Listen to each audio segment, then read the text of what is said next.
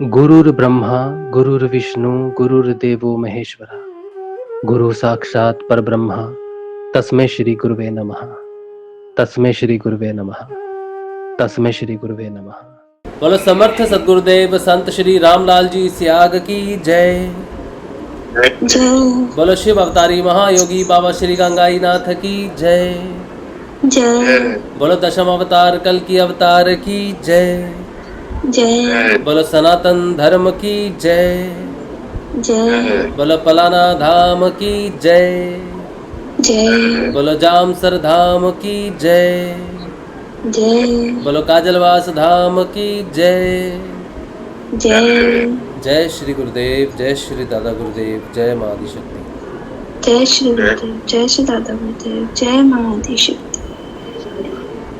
आदिशक्ति को ऐसे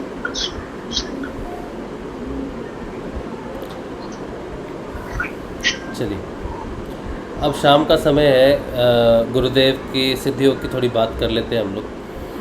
गुरुदेव श्री रामलाल जी सियाग का सिद्ध योग जो है ये इतना अद्भुत है कि जितनी इसकी व्याख्या की जाए या जितना इसको समझने की कोशिश की जाए उतना ही कम है।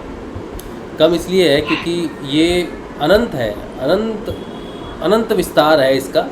लेकिन जो पहला सूत्र है जहाँ से ये शुरू होता है वो वापस सूत्र वहीं पर आके कंप्लीट हो जाता है। मतलब एक सूत्र जो शुरू होता है जहाँ से, वो सूत्र अंत में कंप्लीट हो जाता है। तो अगर देखा जाए, इस विज्ञान को समझने की कोशिश की जाए, जिसने पहला पॉइंट और अंतिम पॉइंट समझ लिया उसको वो ज्ञान की पूरी व्याख्या मिल जाएगी। अब उसमें जितना भी उस धागे को जितना भी आप चाहे तो लंबा कर लो, एक एंड दोनों एंड पकड़ के आप उसको जितना भी लंबा कर लो, उसकी व्याख्या अनंत होती जाएगी, तो उसका विस्तार अनंत होता जाएगा। तो ये शुरू कैसे होता है, पहले इसकी बात करते हैं। गुरुदेव श्री रामलाल जी सियाग का जो पहला पॉइंट मैं बात कर रहा हूँ, जिसकी कि फर्स्ट पॉइंट क्या है, उसकी पहले बात करते हैं। इस दुनिया में जो ये जो पूरा विस्तार है इस दुनिया का, इसमें बहुत कुछ है कमाने के लिए, बहुत कुछ है अर्जित करने के लिए, बहुत सारी चीज़ें हैं जिसको हम अचीव कर सकते हैं, बहुत सारे लक्ष्य हैं जिन्हें हम अचीव कर सकते हैं। सब कुछ है, बहुत कुछ है। इस धरा पे आने वाला व्यक्ति विशेष बहुत कुछ हासिल कर सकता है। महायोद्धा हो सकता है, राजा हो सकता है, वीर शूरवीर हो सकता है, महात्मा हो सकता है, कुछ भी, बहुत कुछ संसारिक तौर पे वो बहुत कुछ अचीव कर सकता है। इस माया को जितना चाहे उतना वो कर सकता है, इतनी क्षमता व्यक्ति में है।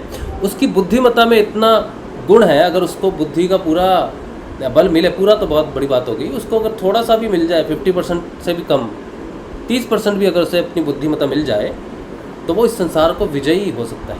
और ऐसे कई हुए भी हैं।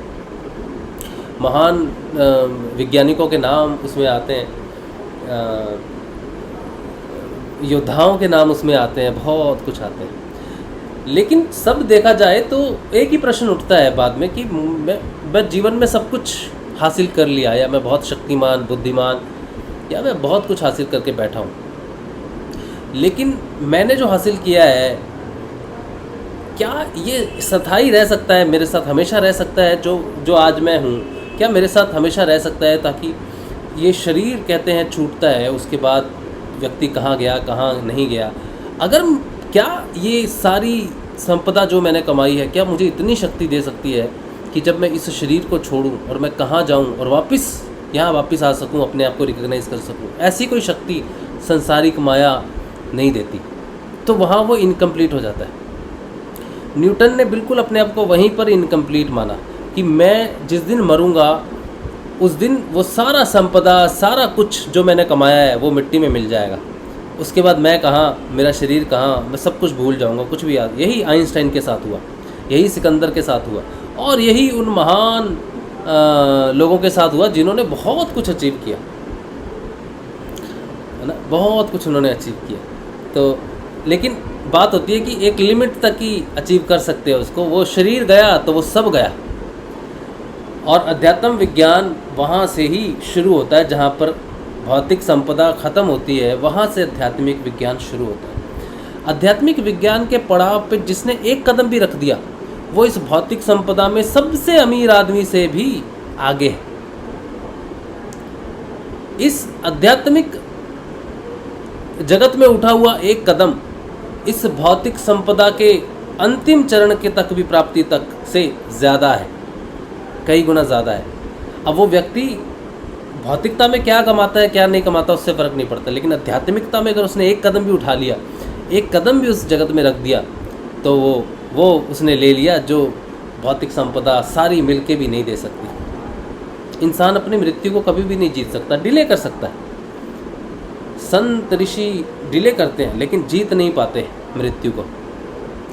वो तो संत है, ऋषि है, लेकिन भौतिक वाले तो बेचारे क्या कर सकते हैं, मेडिसिन से लेके थोड़ा लॉन्ग हो जाते हैं, अपने आप को लॉन्ग अच्छा हेल्दी रख सकते हैं, 100 वर्ष तक जी लिए तो बहुत बड़ी बात है। लेकिन वो उतना ही अनुभव कर सकते हैं, उससे ज़्यादा नहीं कर सकते। तो अब आते हैं, ये जो लिमिट है, इस लिमिट को पार करने के लिए सिंपल तरीका, अगर किसी की जिज्ञासा जागे कि मैंने बहुत कुछ हासिल कर लिया लेकिन मैं खुद को हासिल नहीं कर पाया, मैं खुद को हासिल करना चाहता हूँ, मैं ये जानना चाहता हूँ कि ये शरीर जिस दिन टूटा उसके बाद मैं हूँ, मेरी चेतना मेरे साथ खड़ी है कि नहीं खड़ी है, या मैं जानता हूँ कि मैं हूँ, ये मैं था, या मैं जहाँ भी जाऊँ, जिस शरीर में भी जाऊँ, मैं जानूँ कि मैं वो था। मेरे पास सब वो रिगेन करने की शक्ति होनी चाहिए, मैं जानना चाहिए मैं कौन था, कहाँ से आया, आगे पीछे सब जानना चाहिए। अगर ये प्रश्न उठ जाए मन में, ये प्रश्न उठ जाए तो समझो कल्याण है व्यक्ति का। ये प्रश्न मात्र उठ जाए, और ऐसा प्रश्न उठा, कईयों के उठा, जो राजा होते थे पहले, जो हमारा जो पहले ट्रेंड होता था सनातन धर्म के अनुसार, वो लास्ट के 25 वर्ष में वही प्रश्न जो पहले 25 वर्ष में बीज बोया जाता था अध्यात्म विज्ञान का, वो 75th ईयर में या 70th ईयर में या लास्ट के क्वार्टर में जाके वो बीज पेड़ बन के सामने प्रकट होता था कि अब जानने की स्थिति है कि इस संपदा से आगे अपने आप को कैसे अर्जित करना है, अपने आप को कैसे प्राप्त करना है। तो सनातन धर्म जो है उसका जो विज्ञान है या फिर जो दर्शन है, सनातन धर्म जिसे हम वैदिक दर्शन कहते हैं, वैदिक दर्शन ही वो प्रश्न है। अगर किसी के मन में ये प्रश्न जागे कि मैं कौन हूँ और मैं अपने आप को कैसे कमा सकता हूँ, मैंने दौलत कमाई, इज़्ज़त कमाई, ताकत कमाई, सब कुछ कमाया, लेकिन मैं खुद को नहीं कमाया, मैं खुद को कैसे कमा सकता हूँ, अगर ये प्रश्न उठ जाए तो इस प्रश्न का नाम है भारतीय वैदिक दर्शन। इस प्रश्न का नाम ही है भारतीय वैदिक दर्शन कि मैं खुद को कैसे कमा लूँ, मैं खुद को कैसे पालूँ। तो भारतीय वैदिक दर्शन जब शुरू होता है तो वो कहता है कि सब कुछ अंदर है और अंदर से ही तू अपने आप को पा सकता है, और अंदर जाने का एक तरीका है। तो वैदिक दर्शन, भारतीय वैदिक दर्शन 2 चीज़ें प्रस्तुत करता है कि ये 2 चीज़ें हैं जो तुम्हें तुमसे मिला सकती हैं। पहला योग, दूसरा वेदांती कह लो, चलो वेदांत कह लो। वेदांत का अर्थ है वो धन, वो ज्ञान जो हृदय से प्राप्त होता है, जो आत्मा का स्वयं का ज्ञान है, उसे वेदांत कह दिया, लिख के रख दिया वेदों में तो वेदांत कह दिया। लेकिन वेदांत का जो मूल रूप है वो है ज्ञान। उसको जितना लिपिबद्ध कर सकते थे, शास्त्रबद्ध कर सकते थे, करके रख दिया, उसको वेदांत के नाम से बोल दिया। लेकिन वेदांत का मूल अर्थ है ज्ञान। तो मैं कौन हूँ उसको जानने के लिए भारतीय वैदिक दर्शन कहता है कि 2 चीज़ें हैं, ये तुम्हारे अंदर हैं, इनको जानना ही स्वयं को जानना है। वो है योग और वेदांत, ज्ञान और योग। अब कहता है कि योग जो है ये किससे होना चाहिए, ठीक है। सबसे पहला शब्द उठता है योग किससे होना चाहिए और कैसे होना चाहिए, उसका माध्यम क्या है, उसका तरीका क्या है, और जो ज्ञान प्राप्त हो रहा है वो कैसे हो सकता है। तो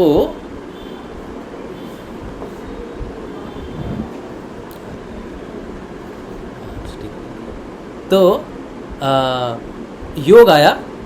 अब योग आया तो योग कैसे होगा, अंदर योग कैसे होगा, उसके लिए सबसे पहली जो शर्त बनी, जो सबसे पहली भारतीय योग दर्शन में या वैदिक दर्शन में जो पहली शर्त बनी वो प्रस्तुत करते हैं ईश्वर स्वयं।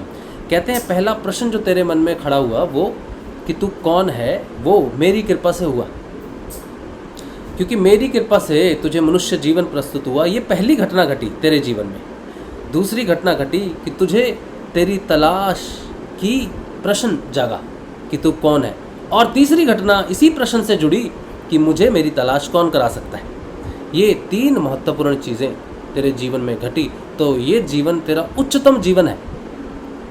और इसी बात को शंकराचार्य ने महानतम जीवन की पद्धति या उपलब्धि दी कि वो जीवन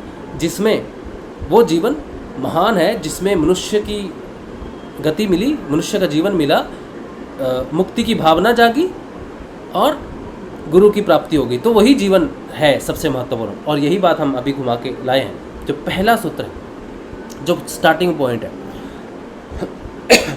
हाँ, तो उसकी प्राप्ति के लिए अब आता है गुरु। तो ईश्वर कहता है कि ये 2 प्रश्न तेरे मन में, 2 चीज़ें मेरी कृपा से घटी, मनुष्य जीवन और तू कौन है ये जानने की इच्छा, तुझे पाने की इच्छा, और तीसरा अभी मैं ही दूंगा, और मैं स्वयं आता हूँ इस बार। तो वो स्वयं आया गुरु का रूप धर के, परम परमात्मा निराकार निर्गुण निराकार परब्रह्म ही स्वयं नीचे आया, सगुण साकार के रूप में, गुरु के आकार के रूप में, गुरु के रूप में आया। तो गुरु के रूप में आया तो सही, लेकिन वो बॉडी नहीं है, वो गुरु, वो तत्व आया, वो परब्रह्म का वो तत्व उसमें आया। क्योंकि जब आप योग करते हो, जब आप किसी से मिलते हो ना डायरेक्ट, तो वो आप जैसा लगना चाहिए, आप वैसे सम होने चाहिए। तो गुरु का शरीर बिल्कुल वैसा ही है जैसा शिष्य का शरीर है, इनमें भेद नहीं। लेकिन गुरु के शरीर में वो स्वयं परब्रह्म निवास करता है, उसके माध्यम से, उस शरीर के माध्यम से, वो उस हृदय के माध्यम से, हृदय से जुड़ के चेतना व्याप्त होती है। पहली घटना चेतना का जागृत होना, चेतन होना, सबसे पहली घटना आध्यात्मिक जगत में पहला कदम चेतन होना।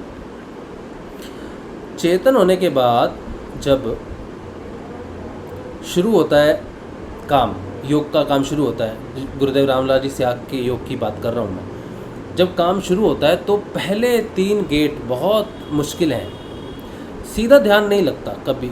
ये योग में सीधा ध्यान नहीं लगता। ध्यान करने की एक परंपरा है, एक तरीका बताया गया है कि ये तुमने जैसे ध्यान करने के लिए बैठना है, कि तुम्हें पता हो कि तुम ध्यान के लिए बैठे हो, बस ध्यान की जानकारी होनी चाहिए तुमको। लेकिन अभी ध्यान नहीं है तो मंत्र जपो, ठीक है। वो मंत्र जपना इतना अनिवार्य है कि उसकी व्याख्या कितनी बार तो हो चुकी है, और कितनी ही की जाए वो कम है। लेकिन अगर उसका सही विज्ञान समझा जाए तो वो मंत्र ही है जो आपके लिए मेन है। ध्यान मेन नहीं है यहाँ पर, क्योंकि ध्यान जो है वो आपकी बस की बात नहीं,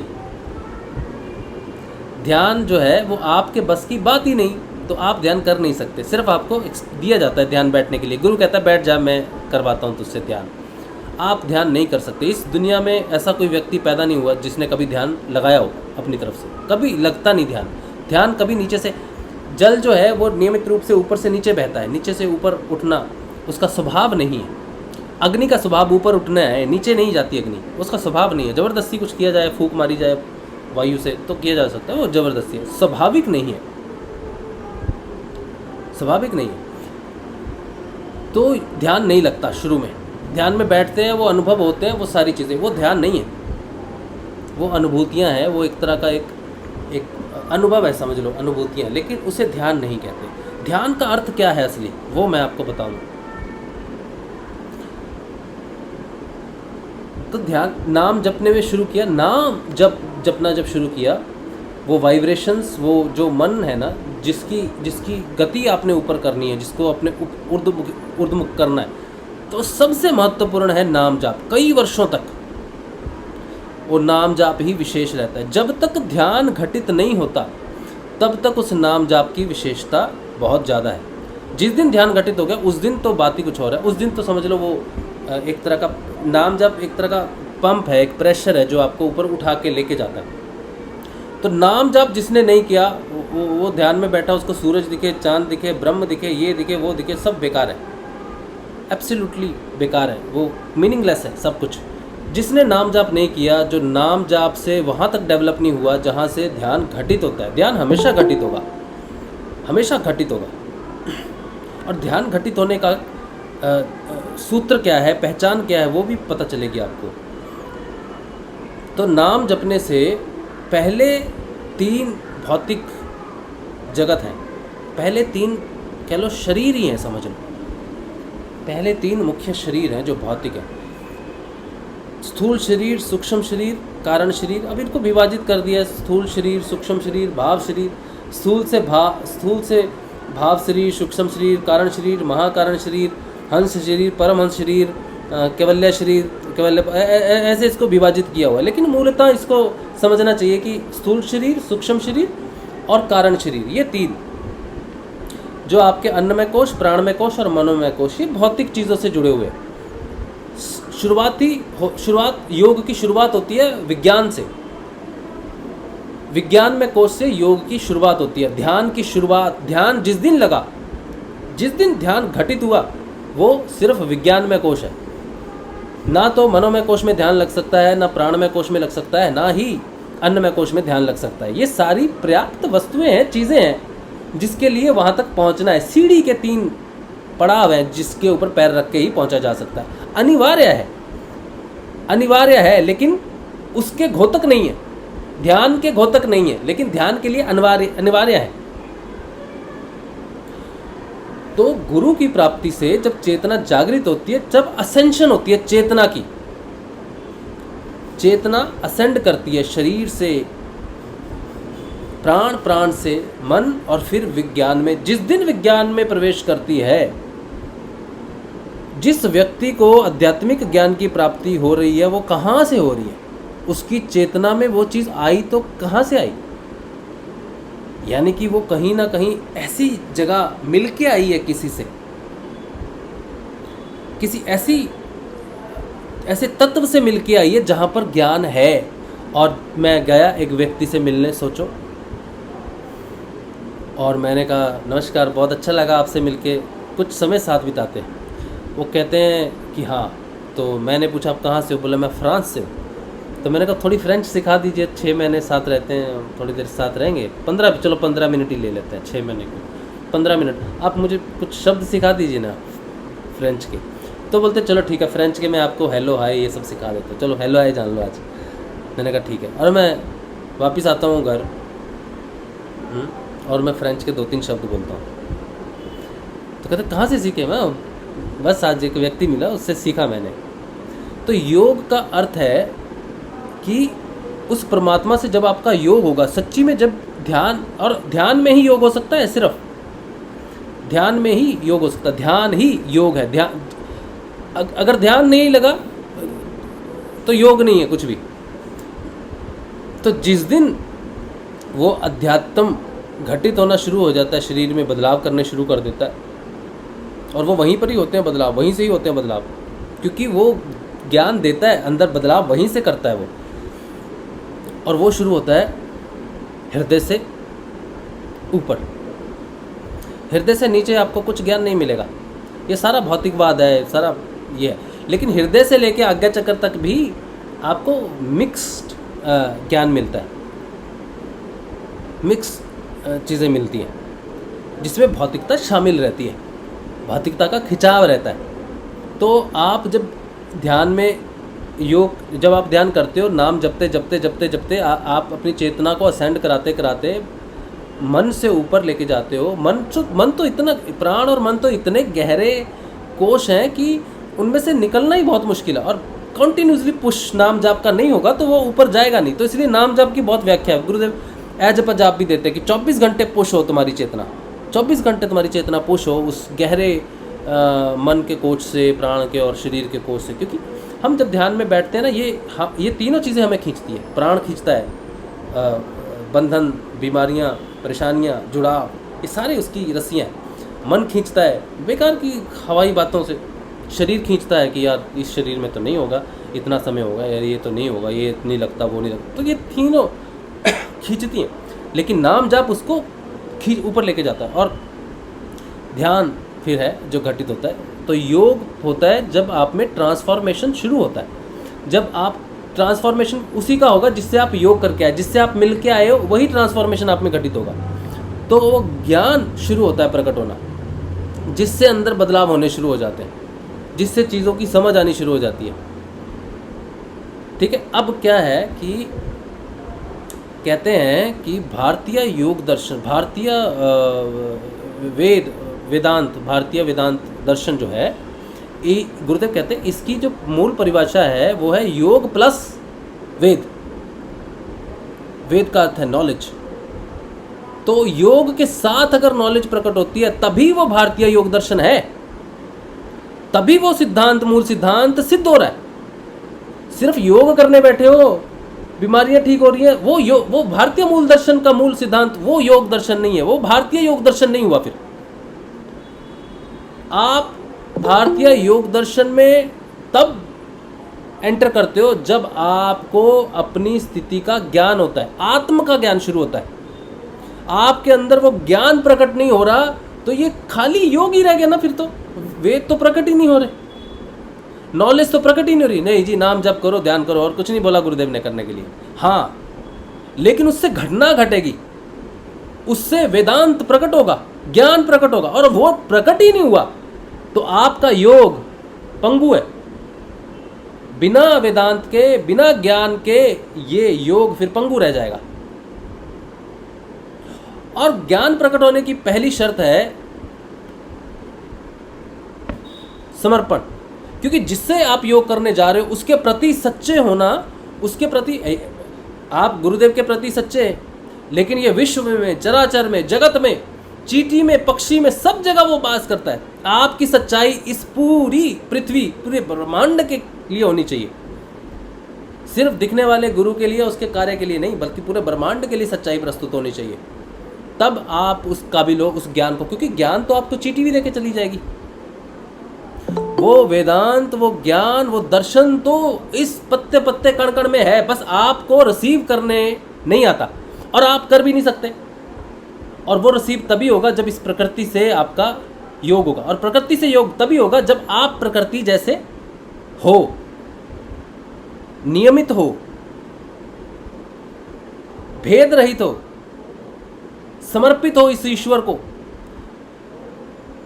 पृथ्वी कभी उस ईश्वर की इस लीला में कभी विघ्न नहीं डालती। आज सूरज नहीं उठेगा, भाई आज नहीं मैं उठ रहा, बहुत हो गए, हजारों साल हो गए, आज एक दिन रेस्ट करते हैं, नहीं हो सकता ऐसा। नियमित, समर्पण और भेद रहित प्रकृति, ये गुण जब तक नहीं आते योग और नाम जप के माध्यम से, तब तक वो ज्ञान प्रकट ही नहीं हो सकता। और जब तक वो ज्ञान ही प्रकट ना हो तब तक योग हमेशा अकेला ही रह जाएगा। और आप देख लो, रामदेव बाबा की बात करते थे ना गुरुदेव, ये करवा रहे हैं, ठीक है, लेकिन कहीं दे है नाम देते हैं, कहीं कुछ नहीं देते। नाम जपने के लिए कहते हैं नहीं, बस एक्सरसाइज करवाते हैं।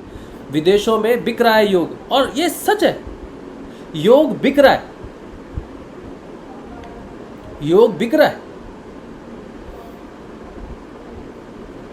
और लोग योग खरीदते हैं।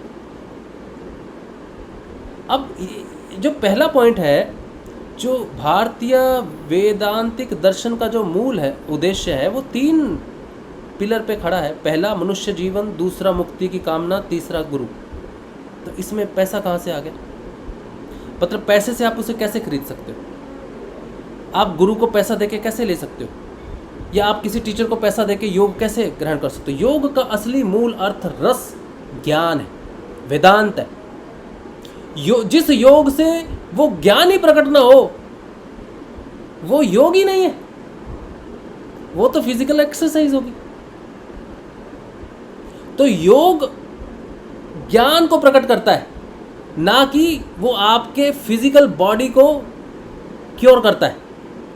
योग का मूल उद्देश्य ज्ञान, आत्मज्ञान है, वेदांत है, रियलाइजेशन है, साक्षात्कार है कि मैं इस शरीर से बाहर कहाँ कहाँ व्याप्त हूँ। ये ज्ञान है, ये नॉलेज है, ये वेदांत है, ये वेद है। जो मनुष्य शरीर से बाहर भी हैं और वो टाइम लाइन से भी बाहर है, स्पेस से भी परे हैं, वो हमेशा से सदैव अनंत है, उसे सनातन धर्म कहा है, उसे भारतीय वैदिक दर्शन कहा है, उसे पूर्ण योग कहा है, उसे पूर्ण दर्शन कहा है गुरुदेव ने। तो पहला सिरा है गुरु की प्राप्ति से योग, और अंतिम सिरा है आत्मज्ञान। जिस पहले सिरे से योग से अंतिम सिरा ज्ञान तक पहुंच जाती है, ये पाइप क्लियर होके ज्ञान प्रकट होना शुरू हो जाए, तो योग और प्लस ज्ञान, ये पूर्ण दर्शन है। अब इसके बीच में इसको कितना भी विस्तार कर लो, ज्ञान को अनंत है। बस ये 2 पॉइंट अगर आप योग कर रहे हो, गुरु स्याग सिद्ध योग में होकर ये 2 पॉइंट आपको मिल चुके हैं, और वो ज्ञान, वो आत्म ज्ञान आपके अंदर से प्रकट हो रहा है। वेदांत, गीता, ब्रह्मत्रयी, ब्रह्म सूत्र, वो सब कुछ आपके अंदर से प्रकट हो रहा है। वो शंकराचार्य, वो विवेकानंद, वो महर्षि अरविंदो, वो सारे संत, वो सारे महात्मा, बाबा श्री गंगाईनाथ जी, श्री गुरुदेव आपके अंदर से प्रकट हो रहे हैं, तो योग सफल है। वो अंदर से प्रकट होगा, वही उसका रस है, वही उसका मूल है, वही उसका ज्ञान है, वही उसकी आत्मा है। योग की आत्मा है आत्मज्ञान, और आत्मज्ञान बिना योग के प्रकट ही नहीं हो सकता। क्यों?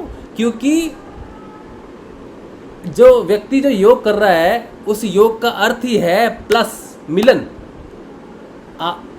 आत्मा का परमात्मा के साथ मिलन, और परमात्मा उसको वो सारा कुछ रियलाइज करवाता है जो वो स्वयं है। वो बूंद जो है, वो जब सागर से मिलती है तो रियलाइज करती है कि जो तत्व इस बूंद में है, जो खनिज इस बूंद में है, वही सागर में है। ये सागर उसको कहता है कि देख, तेरे पास सब कुछ है जो मेरे पास है, तू ही है वो सागर।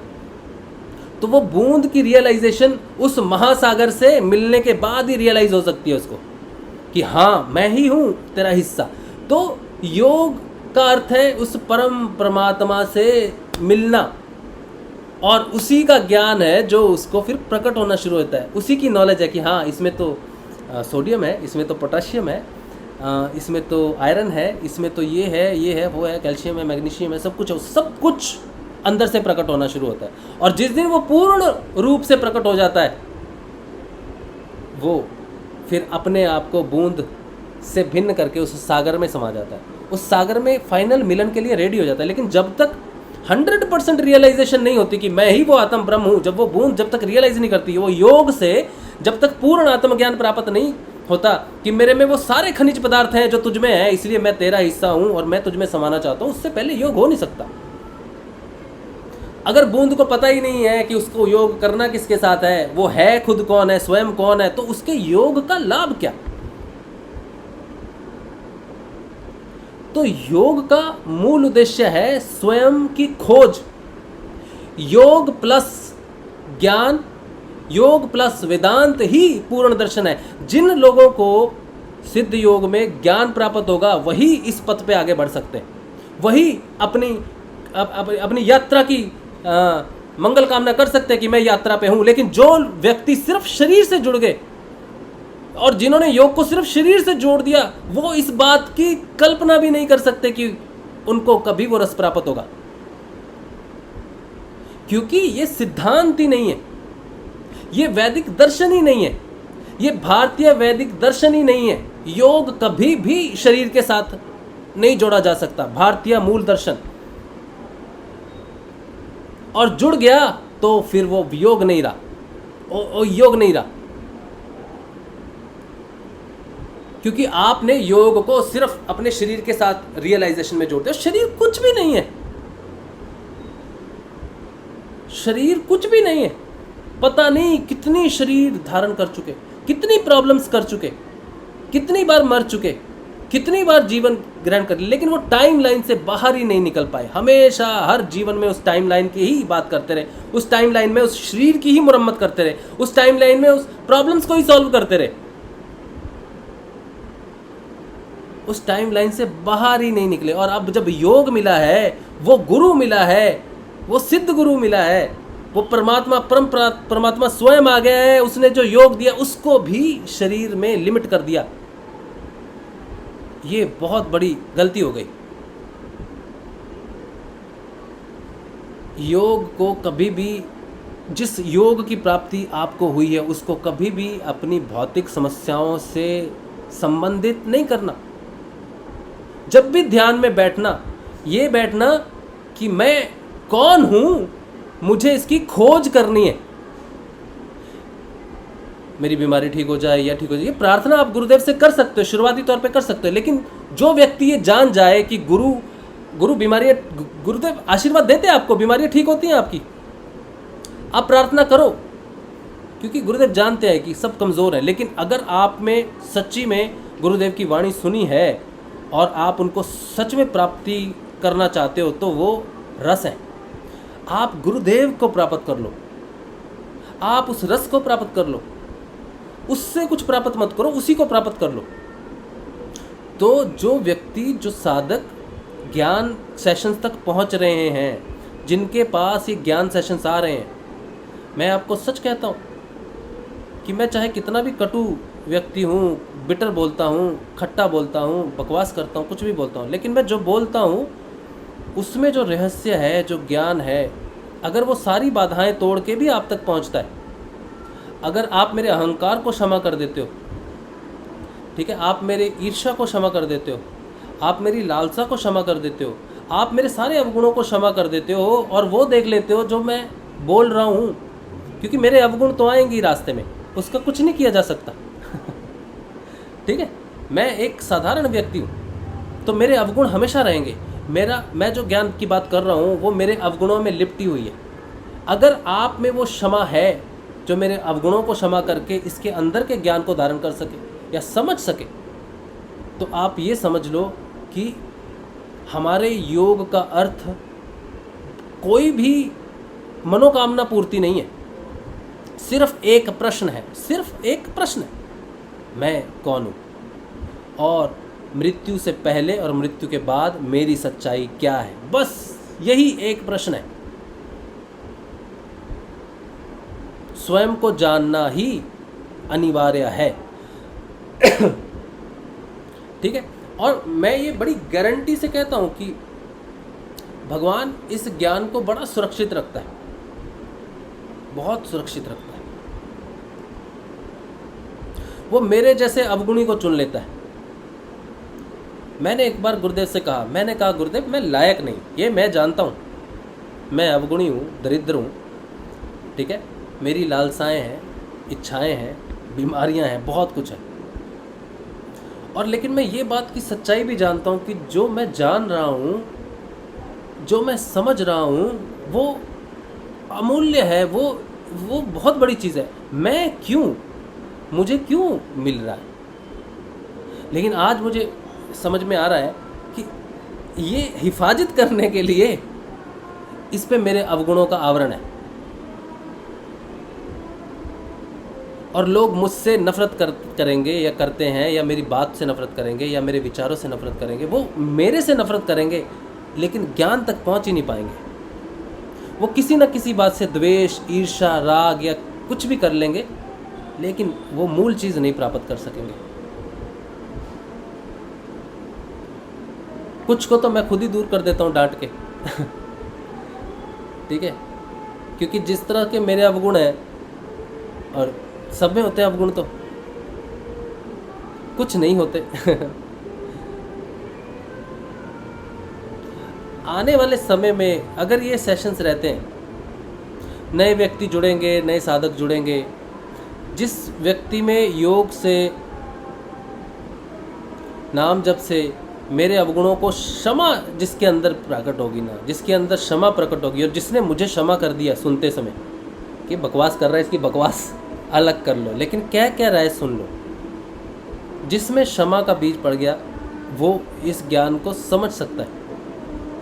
वरना ये उस जैसे डायमंड निकलते हैं कोयले की खान से, तो वो आप रियलाइज़ नहीं कर सकते कि वो डायमंड है, क्योंकि वो क्रिस्टल नहीं होता, वो चमकदार नहीं होता। जैसे कहते हैं ना, हीरे की परख जोरी को होती है। हाँ, ये ज्ञान वो हीरा है और उसके ऊपर चढ़ी हुई गंदगी और मैल राज शिव है।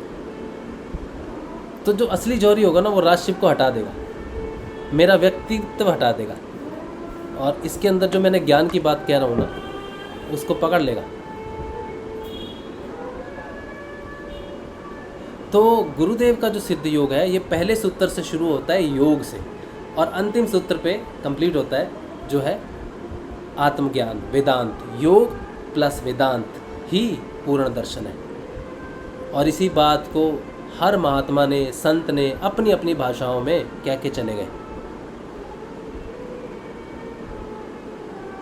इस बात को जान लेना पहला पड़ाव है, और इस बात का साक्षात्कार कर लेना अंतिम।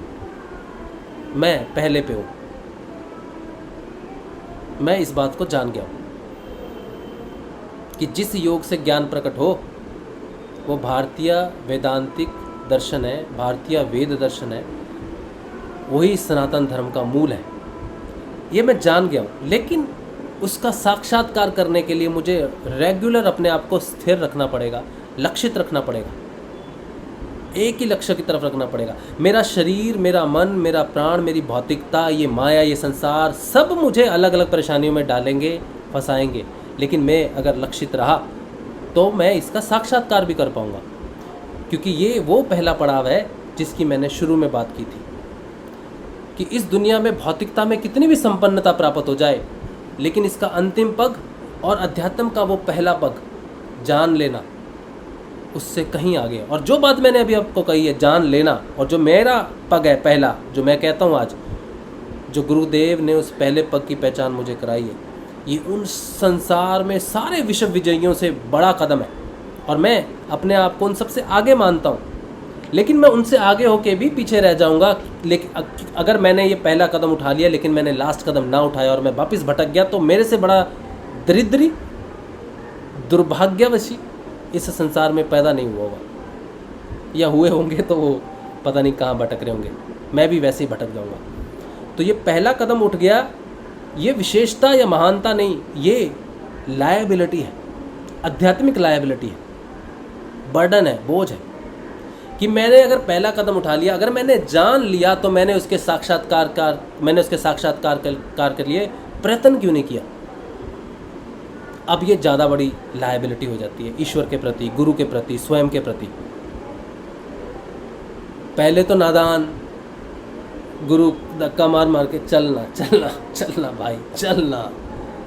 अब जहाँ पर पहुँच गया हूँ, अब गुरु कहता है अब गिरा तो देख नीचे क्या है, अब यहाँ से साक्षात्कार करना है, अब संभाल, अब अपनी लाइट खुद बन। यहाँ पर बुद्ध ने कहा आनंद से, बी योर ऑन लाइट, आपो दीपो भव, अपने दीपक स्वयं बनो। यहाँ से वो यात्रा शुरू है, यहाँ से वो पहला सूत्र है कि मैंने जान लिया है कि हाँ मैं जान सकता हूँ अपने आप को। और उस जानने के लिए जो 3 चीज़ें चाहिए थी वो मुझे प्राप्त हुई, मेरा गुरु मुझे प्राप्त हो गया, सब कुछ प्राप्त हो गया। अब यहाँ से अंतिम लक्ष्य पूर्ण साक्षात्कार, पूर्ण ज्ञान। ऐसा नहीं कि सारी सृष्टि के बारे में जानना, नहीं, सारे समुद्र की छानबीन नहीं करनी है मुझे बस जो बूंद मेरे अंदर है ना, उसी का ही टेस्टिंग करनी है। पूरे समंदर को नहीं जानना मुझे। मैं इस बूंद को जान लूँगा ना तो मैंने सागर को जान लिया। तो मेरा काम बूंद को जानना है, स्वयं को जानना है, ईश्वर को जानना मेरा प्रयोजन नहीं, ब्रह्मांड को जानना मेरा प्रयोजन नहीं, ब्रह्मांड की खोज भी मेरा प्रयोजन नहीं, अतः ज्ञान भी मेरा प्रयोजन नहीं, कोई भौतिक चमत्कार सिद्धियां भी मेरा प्रयोजन नहीं। मेरा प्रयोजन सिर्फ ये कि इस शरीर की टाइमलाइन के बाहर मैं कौन हूँ और इस शरीर की टाइमलाइन से पहले मैं कौन था। क्या मैं एक ही हूँ इससे पहले, इसमें और इसके बाद? क्या मैं एक ही हूँ? बस यही साक्षात्कार ही मूल उद्देश्य है। यहाँ से जो मुझे दिखता है यही मेरी खोज है, और मैं उस अंतिम और दूसरे पग के लिए यहाँ से प्रस्थान करता हूँ, आज से प्रस्थान करता हूँ। लेकिन इस पहले पग के लिए मुझे यहाँ तक आने के लिए पता नहीं कितने जीवन लगे, और इस जीवन में भी आज ऑलमोस्ट 7.5 वर्ष से ज़्यादा, कितने ही जीवन और गुरु की प्राप्ति होने के बाद भी 7.5 वर्षों का संघर्ष, और अब संघर्ष और भी ज़्यादा गहरा हो जाएगा और भी ज़्यादा गहरा हो जाएगा, क्योंकि आने वाला समय वो सफ़र तो छोटा है, लेकिन वो गली बहुत छोटी है, वो रास्ता बहुत छोटा, वो लक्ष्य प्राप्त करने के लिए आजू बाजू कुछ नहीं है सहारा। अब अगर मेरे में लाइट है, अगर मेरा दीपक जला, अगर मेरे गुरु ने सच में मुझे इनलाइटनमेंट दी है, वो दिए को जलाया है, अगर मैं स्वयं वहाँ पहुँचा हूँ जहाँ बुद्ध ने कहा था आपो दीपो भवा, और दूसरा पग मुझे ही उठाना है। पहला पग तो गुरु ने उठा के रखा, यहाँ रख, दूसरा मुझे उठाना है।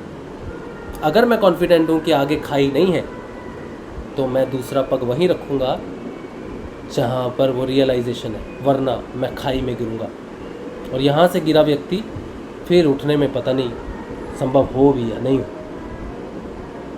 तो भारतीय योग दर्शन कहता है कि योग प्लस वेदांत ही पूर्ण दर्शन है। और जहाँ वेदांत प्रकट नहीं हुआ, जहाँ ज्ञान प्रकट नहीं हुआ, जहाँ उसको नहीं जाना, तो आपने पहला कदम भी अध्यात्म में नहीं उठाया। और अब आप देखो स्वयं को, आप कितने आश्रित हो, किस चीज़ पे आश्रित हो, क्या जानते हो। अब गुरुदेव की वाणी को सुनना, जहाँ वो कहते हैं योग प्लस वेदांत पूर्ण दर्शन है, और योग बिना वेदांत के पंगु है, और वेदांत बिना योग के पंगु है। क्योंकि बिना योग के जो वेदांत प्रकट होता है वो अविद्या है, बाहर से धारण किया हुआ है, इसलिए वो कभी साक्षात्कार कराने में सफल नहीं हो सकता। अक्षर ब्रह्म के बारे में जानना और अक्षर ब्रह्म का साक्षात्कार करना अलग चीज़ है। बारिश के बारे में जानना और बारिश में भीग के उसके बारे में जानना अलग बात है। इसलिए वेदांत बिना योग के पंगु है, और जो योग वेदांत प्रकट ना करे, ज्ञान प्रकट ना करे, वो योग भी वेदांत के बिना पंगु है। जहाँ ये दोनों है, एक से दूसरे की उत्पत्ति हो जाए, मूलतः योग से ही वेदांत की उत्पत्ति मानी गई। जहाँ ये हो जाए वही भारतीय सच्चा वेदांतिक दर्शन है, मूल दर्शन है, सनातन धर्म वही है। और एक सच्चा गुरु ही, सदगुरु ही, समर्थ गुरु ही किसी साधारण से शिष्य को यहाँ तक पहुँचा सकता है, और यहाँ से वो अपने साक्षात्कार की तरफ बढ़ सकता है। ये महानता गुरु की है। तो सिर्फ गुरु ही अगर लक्ष्य है, सिर्फ गुरु का बताया रास्ता ही अगर चुना, तो ही पहला कदम वहीं पर पड़ेगा जहां वो रखना चाहता है। इसीलिए हर उस सिद्ध योगी को अपने शरीर से, अपनी भौतिकता से ऊपर उठ के एक बार जरूर ध्यान में प्रश्न ये रखना चाहिए कि मैं कौन हूँ। हमने कितने ध्यान करते हैं, कितने वर्षों में ध्यान करते हैं, लेकिन हर बार हमारी सोच क्या होती है, हम क्या पाना चाहते हैं। पाने के लिए कुछ भी नहीं है बाहर में, देखने के लिए जगत में कुछ भी नहीं है। और जो दिव्य दृष्टि खुलती है, तीसरी आंख जब खुलती है, जब वो जो दिखाएगी, उसकी कल्पना भी नहीं की जा सकती। और जिसकी कल्पना की जा सकती है वो एग्जिस्ट नहीं करता, वो मृग मरीचिका है। रेगिस्तान में वो जल का प्रतिबिंब जैसा बनता है, जल नहीं है। ये योग है, ये गुरु है, ये कल की अवतार है। इसीलिए ये समर्थ है, ये सदैव है, अनंत है, हमेशा से था, हमेशा है, हमेशा रहेगा। ठीक है, चलो ये है। तो अब आपको किसी को कुछ बात करनी है तो आप कीजिए, मैं थोड़ा सा भोजन कर लेता हूँ।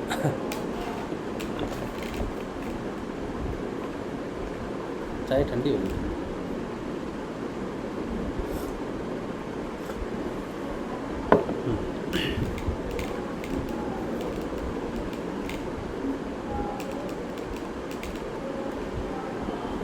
यूट्यूब पे किसी का कुछ प्रश्न है, कुछ बोलना चाहते हैं बात?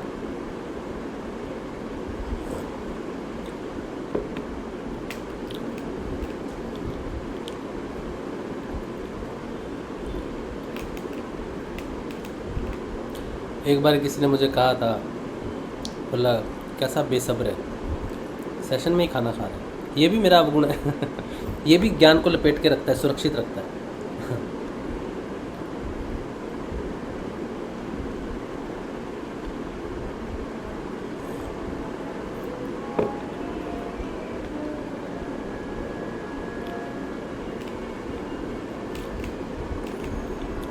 आज कलकत्ता में फंक्शन हो रहा है यहाँ, मैंने सब खिड़की दरवाजे बंद किए। आज रविंद्रनाथ ठाकुर का, उन्हें रविंद्रनाथ ठाकुर कहते हैं, उनका आज जन्मदिन है।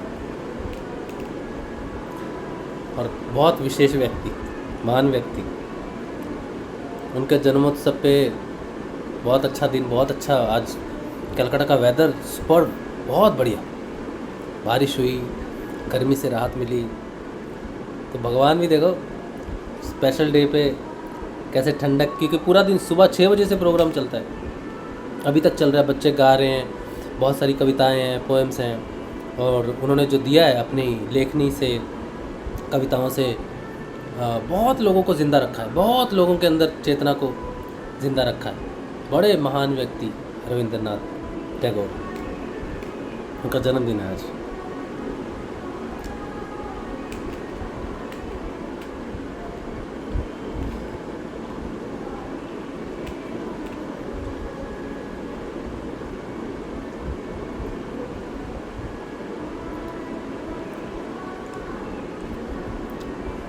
तो फिर छुट्टी ले लेते हैं ना। चलो ठीक है, आज के लिए फिर सेशन इतना ही रखते हैं, गुरुदेव के श्री चरणों में सेशन को रखते हैं, और सुबह मिलेंगे, सुबह के ध्यान में। ठीक है, जय श्री गुरुदेव, जय श्री दादा।